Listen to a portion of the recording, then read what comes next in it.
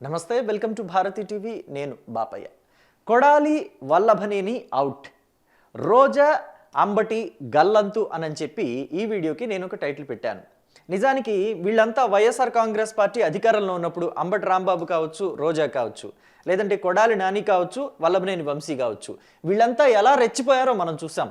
వంశీ అయితే మంత్రి అవ్వలేదు, కానీ జగన్మోహన్ రెడ్డిని మెప్పించి, అంటే చంద్రబాబు నాయుడిని తిట్టో, లోకేష్ని తిట్టో, పవన్ కళ్యాణ్ని తిట్టో, జగన్మోహన్ రెడ్డిని మెప్పించి కొడాలి నాని, రోజా, అంబటి రాంబాబు ఈ ముగ్గురు అయితే మంత్రి పదవులు కూడా వెలగబెట్టారు.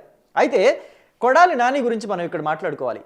తాను బ్రతికున్నంతకాలం, గుడివాడలో తాను పోటీ చేసినంతకాలం తానే ఎమ్మెల్యే, ఇంకెవరు గెలవరిక్కడ, గుడివాడ గడ్డ నాది అని చెప్పి గర్వంగా చెప్పుకున్నాడు.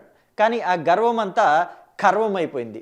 నేల మీద పడ్డాడు, నేల మీద చతికిలు పడ్డాడు. మొన్న 24 ఎన్నికల్లో అత్యంత దారుణంగా ఓడిపోయాడు. గుడివాడలో ఈయన ఎమ్మెల్యేగా గెలిచిన ఏ ఒక్కసారి కూడా ఆ స్థాయిలో మెజారిటీ ఈయనకి రాలేదు. కానీ ఈయన మీద ఫస్ట్ టైం పోటీ చేసిన వెనిగండ్ల రాముకి మాత్రం భారీ స్థాయిలో మెజారిటీ వచ్చింది. రోజా కూడా అంతే. రోజా పోటీ చేసి గెలిచినప్పుడు ఏనాడు ఆవిడికి ఆ స్థాయిలో మెజారిటీ రాలేదు. ఏదో చావు తప్పి కన్ను లొట్టబోయిందంటారు చూసారా, అలాగే 500 ఓట్లతో ఒకసారి, ఇంకోసారి 2000 ఓట్లతోనేమో గెలిచి బయటపడింది. కానీ ఆవిడ మీద పోటీ చేసిన, ఎమ్మెల్యేగా పోటీ చేసిన గాలి భానుప్రకాష్ నాయుడు మాత్రం చక్కగా మంచి మెజారిటీతో గెలిచి అసెంబ్లీలోకి అడుగుపెట్టాడు. 40,000 పైగా మెజారిటీ వచ్చింది. రోజా మీద అంత తీవ్రమైన వ్యతిరేకత ఉంది. ఇక అంబటి రాంబాబు సరే సత్తెనపల్లిలో దారుణంగా ఓడిపోయాడు కన్నా లక్ష్మీనారాయణ చేతిలో.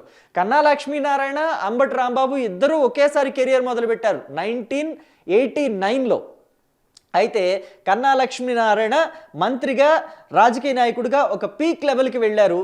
ఇప్పుడు మళ్ళీ అంబటి రాంబాబు మీద పోటీ చేసి మళ్ళీ గెలిచారు. మధ్యలో ఆయన కాంగ్రెస్ పార్టీలో ఉండిపోవటం వల్ల, బీజేపీలోకి వెళ్ళటం వల్ల కొన్ని సందర్భాల్లో ఆయన పోటీ చేసినా గెలవకపోయి ఉండొచ్చు. కానీ అంబటి రాంబాబు అంత అధపాతాళానికి మాత్రం కన్నా లక్ష్మీనారాయణ ఏనాడు పడలేదు, పడబోరు కూడా అని చెప్పి మనం చెప్పొచ్చు. సో ఇక ప్రస్తుతానికి చూస్తే అంబటి రాంబాబు, రోజా పని గల్లంత అయిపోయినట్టే అని చెప్పేసి అంటున్నారు. ఎందుకని అనేది కూడా చెప్తాను. అలాగే కొడాలి నాని, వల్లభనేని వంశీ కూడా అవుట్ అంటున్నారు. ఎందుకు వాళ్ళిద్దరూ అవుట్, వైసీపీ నుంచి వాళ్ళిద్దరు ఎందుకు అవుట్ అయిపోతారనేది కూడా మనం ఇక్కడ మాట్లాడుకోవాలి.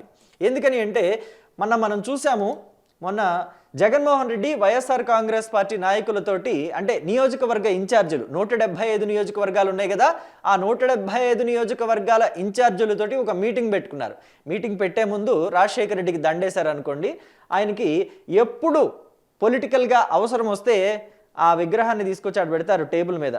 అది మూవబుల్ అనుకుంటా, మొబైల్ విగ్రహం అనుకుంటా. ఎప్పుడు కావాలంటే అప్పుడు, ఎప్పుడు ఎలా కావాలంటే అలా తీసుకెళ్ళి పెట్టుకోవచ్చు అనుకుంటా.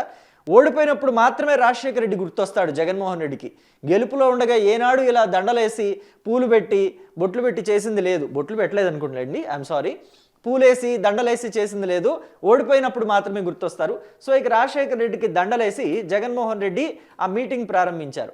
ఆ మీటింగ్ సారాంశం ఏంటి అని అంటే, ఏమిటయ్యా అంటే, జగన్మోహన్ రెడ్డి గట్టిగా వార్నింగ్ ఇచ్చారు వైఎస్ఆర్ కాంగ్రెస్ పార్టీ ఇన్ఛార్జీలకి, నియోజకవర్గ ఇన్ఛార్జీలకి. మాజీ ఎమ్మెల్యేలు కావచ్చు, ఎమ్మెల్యేలు కూడా ఉన్నారుగా, ఆయన కాక 10 మంది ఉన్నారు కదా, మొత్తం అందరికీ గట్టిగా వార్నింగ్ ఇచ్చారు. రాబోయే గ్రామ పంచాయతీ ఎన్నికల్లో యునానిమస్లు ఉండకూడదు, ఏకగ్రీవాలు ఉండకూడదు. ఖచ్చితంగా మన వాళ్ళు పోటీలో నిలబడాలి, నిలబడి అవతల వాళ్ళని ఓడించాలి. ఓడించేలాగా మీరు వాళ్ళకి సపోర్ట్ చేయాలి.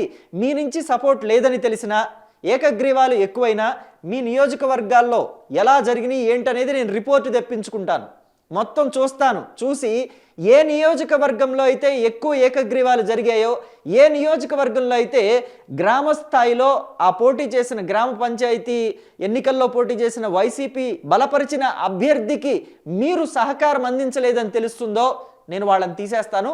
వాళ్ళ ప్లేస్లో కొత్త వాళ్ళకి అవకాశం ఇస్తాను. వాళ్ళకి 2029లో టికెట్ కూడా ఇవ్వను అని చెప్పారు. ఆ మాట చెప్పడంతో వల్లభనేని వంశీ పని డమాల్మని కింద పడిపోయినట్టుంది. ఆయన గుండె ఒక జానెడు కిందకి జారినట్టు అయిపోయింది. ఎందుకని అని అంటారా?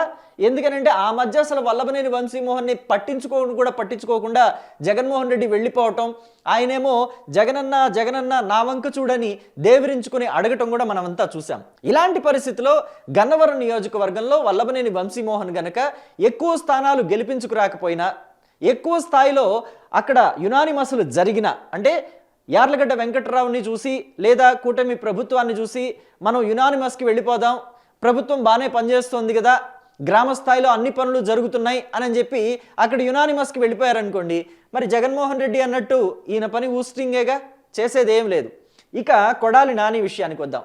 గుడివాడ నియోజకవర్గంలో నేనున్నంతకాలం, నేను పోటీ చేసినంతకాలం నేనే ఎమ్మెల్యేని, ఇంకెవరు రాలేరని చెప్పాడు. అది కూడా నేను అన్నాను. అయితే వెనిగండ్ల రాము వచ్చిన తర్వాత గుడివాడలో పరిస్థితులు మారిపోయాయి.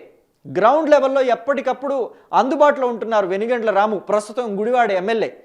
ప్రజలందరికీ కూడా అవైలబుల్గా ఉంటున్నారు. పైగా ఎన్ఆర్ఐ కదా, పనులు ఎలా చక్కబెట్టుకోవాలి, ప్రభుత్వం నుంచి నిధులు ఎలా తెచ్చుకోవాలి, ఇక్కడ పనులు ఎలా పూర్తి చేసుకోవాలి, పెండింగ్ పనులు ఎలా పూర్తి చేసుకోవాలి, కాంట్రాక్టర్కి డబ్బులు ఎలా ప్రభుత్వం నుంచి తెప్పించి ఇవ్వాలి, బిల్లులు ఎలాగ మూవ్ చేసుకోవాలి, ఇవన్నీ ఆయనకు బాగా తెలుసు.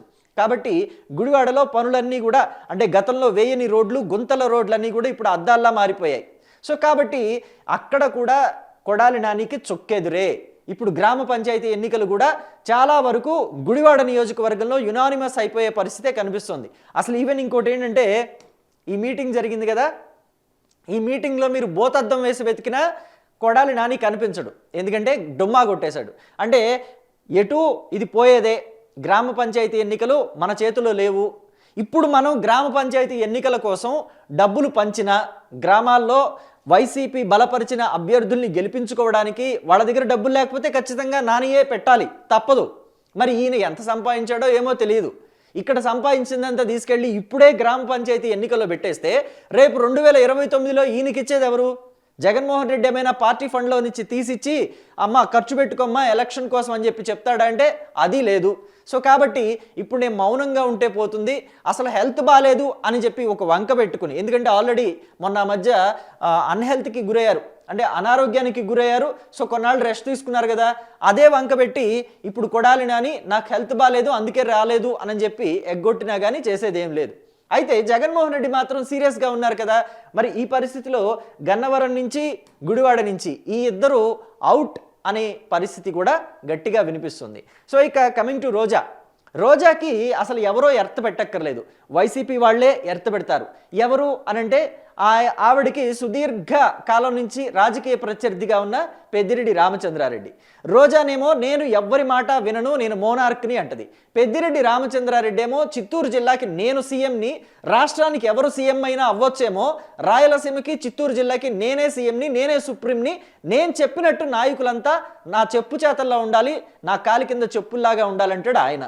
సో రోజా ఏమో నేనెందుకు వింటాను, రామచంద్రారెడ్డి అయితే ఏం గొప్ప, నేను రోజారెడ్డి 100కు పైగా సినిమాలు చేశాను, 2 సార్లు గెలిచాను అని చెప్పి ఆవిడంటది, మంత్రిగా పనిచేశానని ఆవిడంటది.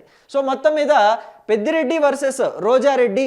ఈ క్రమంలో రోజాకి పూర్తిగా అసలు కరెంటు సప్లైయే తీసేశాడు పెద్దిరెడ్డి రామచంద్రారెడ్డి.